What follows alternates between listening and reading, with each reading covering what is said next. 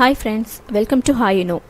இன்றைக்கி வாழைப்பூவை எப்படி ரொம்ப ஈஸியாகவும் சீக்கிரமாகவும் அதை க்ளீன் பண்ணோம் அப்படிங்கிறத தான் அந்த வீடியோவில் பார்க்க போகிறோம். ஒரு வாழைப்பூ எடுத்துக்கோங்க. அதில் மேலே உள்ள அந்த மடலெல்லாம் ரிமூவ் பண்ணிவிட்டு அந்த பூவை மட்டும் தனியாக எடுத்து ஒரு பிளேட்டில் வச்சுக்கோங்க. ஜென்ரலாக வாழைப்பூ க்ளீன் பண்ணுறதுக்கு ரொம்ப டைம் ஆகும் அப்படிங்கிறதுனாலே நம்ம சமையலில் அடிக்கடி யூஸ் பண்ணவே மாட்டோம். ஆனால் இந்த வீடியோ பார்த்ததுக்கப்புறம் நீங்கள் அடிக்கடி வாழைப்பூ வாங்கி சமைப்பீங்க.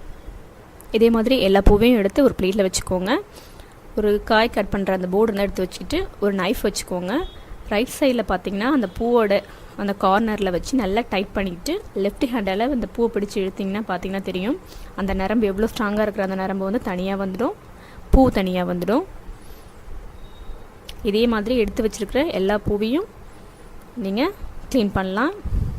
இதில் பார்த்தீங்கன்னா அந்த நரம்பு பகுதி வந்து க்ளீன் பண்ணுறதுக்கு கொஞ்சம் டைம் ஆகும். இந்த மாதிரி நீங்கள் செய்யும்போது சீக்கிரம் செஞ்சிடலாம். நீங்கள் இந்த டைம்லேயே அந்த மேலே உள்ள அந்த மொக்கு மாதிரி இருக்க அந்த பூவையும் ரிமூவ் பண்ணிடலாம். அப்படி இல்லையா கடைசியாக சேர்த்து வச்சு எல்லாத்தையும் ஒரே டைமில் அதை ரிமூவ் பண்ணலாம். இப்போ பார்த்திங்கன்னா கத்தியை நல்லா ஸ்ட்ராங்காக பிடிச்சிக்கோங்க.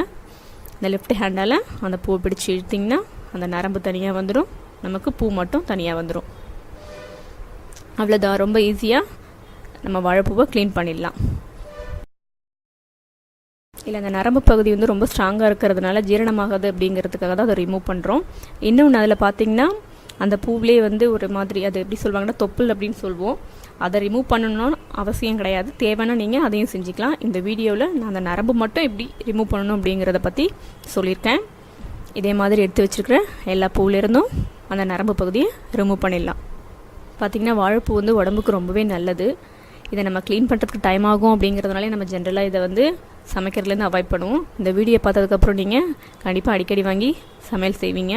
நீங்களும் இந்த வீடியோவை ட்ரை பண்ணி பாருங்கள். உங்களுக்கு இந்த வீடியோ பிடிச்சிருந்ததுன்னா லைக் பண்ணுங்கள், ஷேர் பண்ணுங்கள், உங்களோட கமெண்ட்ஸ் எனக்கு சொல்லுங்கள். இது வரைக்கும் சேனலை சப்ஸ்கிரைப் பண்ணாதவங்க மறக்காமல் சப்ஸ்கிரைப் பண்ணிவிடுங்க. பக்கத்தில் இருக்கிற பெல் பட்டனை ப்ரெஸ் பண்ணிவிடுங்க. தேங்க்யூ.